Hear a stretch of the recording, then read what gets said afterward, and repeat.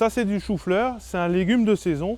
Et pour que le producteur puisse en vivre, il faut que dans le commerce, il soit entre 3 et 4 euros. De même que le poireau, aujourd'hui, il faudrait qu'il soit entre 2 euros et 2,50 € le kilo. Si on prend l'exemple du potimarron, il faut qu'il se situe aux alentours de 2,50 à 3 euros. En dessous de ça, on ne se paye pas. Et pire que ça, par rapport à la souveraineté alimentaire, demain, il n'y aura peut-être plus de maraîchers si on continue comme ça.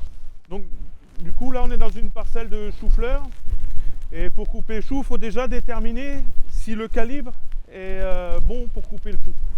Donc du coup, on écarte légèrement les feuilles et on voit à l'intérieur. Alors moi, je recherche le calibre moyen, je suis en agriculture biologique. Et donc là, je vois que le chou-fleur correspond à un calibre moyen. Et là, maintenant, il ne reste plus qu'à le couper et le parer pour le conditionner.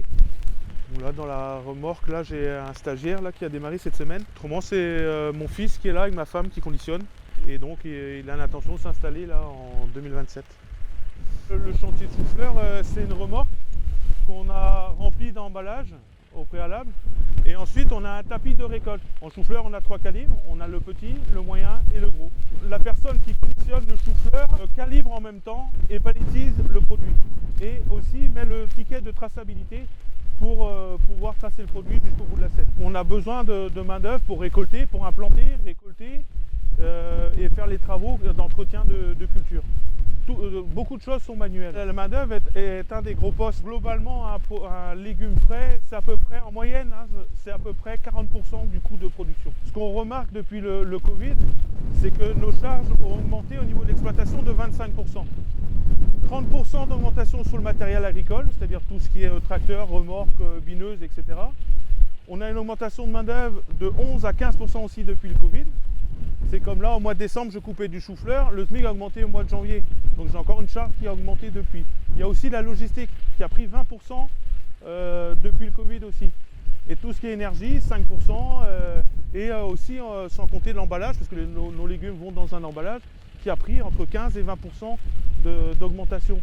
Et donc nous, on doit faire face à tous ces hausses. Par exemple, sur le chou-fleur, on a fait un sondage pour essayer de voir jusqu'à où le consommateur serait prêt à payer en rayon le chou-fleur. Son prix psychologique, il dirait qu'il peut aller jusqu'à 2,40. Mais 2,40 le chou-fleur en rayon, le producteur, il n'en vit pas. Il faudrait au minimum aujourd'hui entre 3 et 4 euros, et qu'il soit entre 3 et 4 euros dans le commerce pour que tout le monde puisse en vivre en fait. Maintenant, c'est aussi à tout le monde de jouer le jeu. Aujourd'hui, on fait vivre ceux qui le coupent, donc c'est-à-dire nous, on a une famille tous. Moi, j'ai mon fils qui est avec moi sur le chantier avec ma femme. On fait vivre aussi des salariés du territoire qui viennent couper. On a du personnel pour couper et produire des légumes. On parlait tout à l'heure des fabricants d'emballage qui sont sur le territoire aussi. La distribution, les magasins, enfin tout le monde qui est autour de nous, les fournisseurs. Tous ces gens-là, on les fait vivre autour de nous. Et donc, si on perd cette économie-là, en Bretagne, en fait, l'agriculture représente beaucoup. Et si on perd notre agriculture, que ce soit en légumes ou en élevage ou globalement, le territoire, il est mort. Salut Christian, ça va? Donc là, on est en train de planter la tomate aujourd'hui. C'est une production qui arrivera fin avril, début mai, à peu près les toutes premières récoltes. C'est vrai qu'aujourd'hui, on essaie de retrouver des variétés de plus en plus gustatives pour justement satisfaire le consommateur. Malgré tout, on a un meilleur goût quand on a plus d'ensoleillement aussi dans l'année. Et c'est d'ailleurs pour ça qu'on ne produit pas de tomates en hiver et qu'elle arrive plutôt sur le printemps, été et automne. Avant, on avait des variétés où on cherchait plutôt beaucoup de résistance aux maladies, qu'elles soient productives aussi, qu'économiquement aussi ce soit rentable. Mais il faut du temps pour créer une variété, c'est 10-15 ans.